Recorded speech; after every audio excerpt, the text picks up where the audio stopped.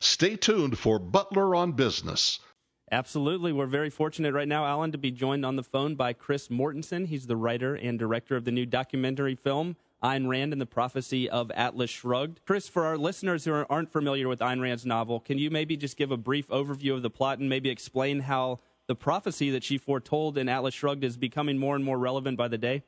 Right. Well, it's quite a novel. It's one of the. It's often been described as the great American novel that you hear people talk about. It was published in 1957, and today we would call it a dystopian look. It showed a dystopia, the opposite of utopia. It was what America looked like if when things just weren't going well, and things weren't going well because really because the government or the powers that be were destroying business. Basically that was it, and so Rand was showing the effect of all this. And it wasn't. I mean, she's certainly not we call it a prophecy because people have referred to it as a prophecy. About I don't know, in the beginning of this last decade, really actually in around 2008, people began noticing that a lot of the events in the book seemed to be coming true, and certainly the financial crisis. That book in 2008, which was over 50 years after it was first published, sold over 200,000 copies, and this is when today you get a New York Times bestseller, they sell 50,000 copies. Well, this book was, half a century old, and it was selling 200,000. The following year, in 2009, as the financial crisis, the effects of it became very evident, it sold 500,000. This year, it's on track. I understand they haven't released the figures yet, but it's supposedly perhaps coming close to doubling that. So this is something that people are waking up to. She wasn't a prophet, but she sure understood something about how things were going. Well, so much of what is in her book is coming true. In fact, even some of the agency names that she had come up with for the government exist today. Right. They were, the names, they seemed far-fetched at the time, and but now, it's not fiction anymore. Chris, what sparked your interest to pursue creating a documentary like this? Well, that's a good question for me. I've done a lot of documentaries for television, and on the cable channel, a lot of biographies, and I'll tell you what it was. A lot of people, the book was considered. Ayn Rand's work has been considered controversial, and it has been when she wrote Atlas Shrugged. People, it became a bestseller right away, but the critics just jumped all over it, and it was just reviled, and because it struck a nerve in part of the culture. Yeah, particularly on the left. I think when you say this, I think of that Mike Wallace interview. Yes, yeah, the old black and white Mike Wallace interview. That's a pretty great interview, isn't it? Yes, it is. Yeah, you can. So, in fact, we have excerpts from that in the documentary.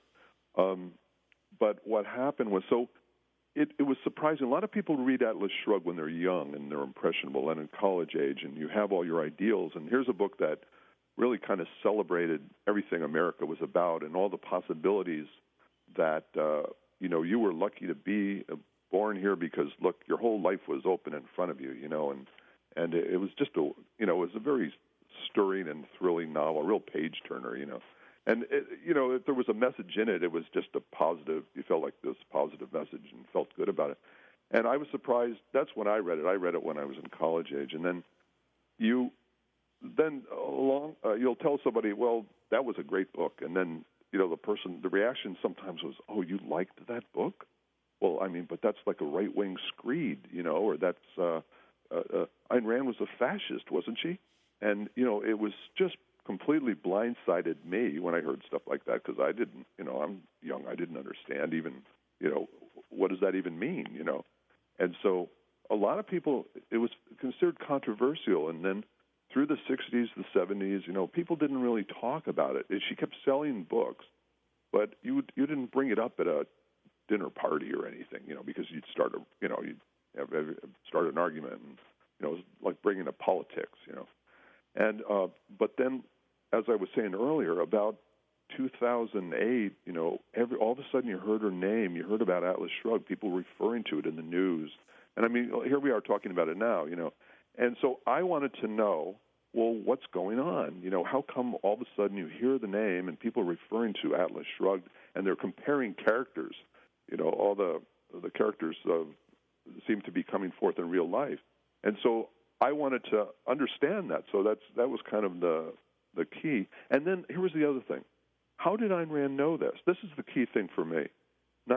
She wrote this book in the post-war years, in the early 50s and all, which we today consider a very benign and prosperous time in American history.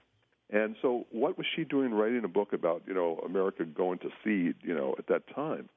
And, so my mantra for this thing became, what did Ayn Rand know, and how did she know it?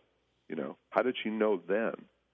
And she had this line that she used to say, or she used to say something that, if you can identify the dominant philosophy of a culture or a society, you can predict its future. So then, my quest became, well, what was the dominant philosophy of America, and why did it bring us to where we are now?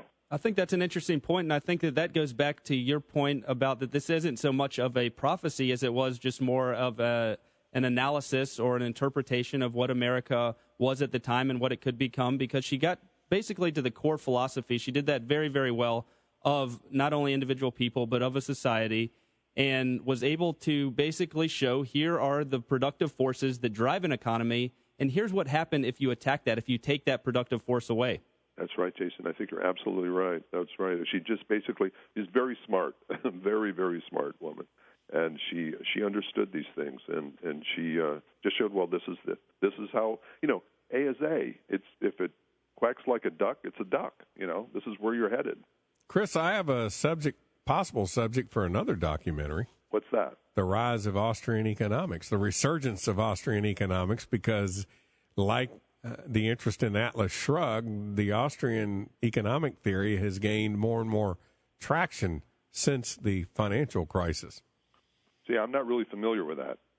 The Austrian, when you say the Austrian economic crisis. Well, according to Ayn Rand, she once had a line that if you were to study literature, you would want to look to Victor Hugo, and if you would want to study economics, you would want to look to Ludwig von Mises, who was many consider the leader of the Austrian school of thought. It's an analytical framework to view the results of how humans behave, how humans act, and unfortunately, we've been lost in the worlds of Keynesian economics, which is the antithesis of what many of the Austrians believe. It's a different way of interpreting and looking at the conclusions of human action. You could almost argue she was an Austrian, or one of the earlier embracers of Austrian economics, and there's the good folks at the Mises Institute in Auburn, Alabama, that would certainly love to help you on the subject. That's a really interesting subject, and I'd like to read more about it. Chris, let me ask you this question. I would argue that Atlas Shrugged is one of the, if not the greatest novels ever committed to paper. It's a wonderful story. It has a lot of very good lessons in it. It's also very lengthy. It's a big investment for people. A lot of folks out there just haven't taken the time to read it yet. Can somebody who has not read Atlas Shrugged yet come to this documentary and enjoy it, or would you suggest that they would need to read the book first? No, I think it's. I don't think you'd need to read the book, because it's about. It's not about. I'm not telling you about. You know what? This is like a biography. I call it a biography of a novel, or it's really the biography of an idea. The idea is, how did this woman? She came from. She came from Russia in the 1920s, and she had, suffered over there. Her basically after the revolution, her family's property was confiscated by the Bolsheviks, and then. So she came to the United States, and she was really lucky. She got, she got to go to New York, or I guess her family sponsored her, gave her enough money to get over there. And that, to her, that was the land of milk and honey. She always wanted to come to America. because it was the heart of capitalism, and it was the opposite of everything she had seen in Russia. So she got over here, and by the time she got settled, the Depression had hit, and then it became fashionable for people to talk about collectivism and the fact that maybe communism was the answer, and that the Soviets had gotten it right. And here was Rand, just arrived over here. She's telling anyone who would listen, no, it isn't. I've been there. It's horrible. It's the worst thing that can happen to the most soul-killing conditions you can possibly have. And and then through the 30s, what Stalin was just killing his people. It was and meanwhile we were sending over the liberal intellectuals were going over there and coming back, and they were just stooges. They'd come back here and say, "Oh, it's wonderful over there. The conditions are," but they had been led around by the nose. So that's what Rand was talking about all the time. She was trying to get that across in her novels, and she had to teach her. She was so brilliant. She had to teach herself English in order to write these novels. So to answer, that's a long way of answering your question, Jason. But it's a really fascinating story of an individual and what she had to fight against in order to get her message out. And she kept trying. She wrote We the Living, and I think she made $100 on this book. It's a beautifully written book about people in the wake of the Russian Revolution. And then, it didn't really make much of a mark. And she wrote The Fountainhead, which is a much more popular book in the early 40s. It was published. And that got attention, and got a movie was made with Gary Cooper. And but still, her message of individualism and freedom, creative freedom, was kind of, it wasn't noticed as much. People thought it was a book about architecture, and that just drove her nuts. So she said, well, maybe I'm not going to, the heck with people. I'm not going to tell people anything, right? And somebody talked her in, and then maybe I'll go on strike. And then her husband said, well, that'd be a pretty good novel, wouldn't it, if people who could do stuff went on strike. It's an unbelievable story, and I look forward to seeing the documentary. More information can be found at atlasshruggeddocumentary.com. Chris, we certainly appreciate the time. I look forward to seeing this documentary. Thanks so much, gentlemen. A pleasure to talk to you.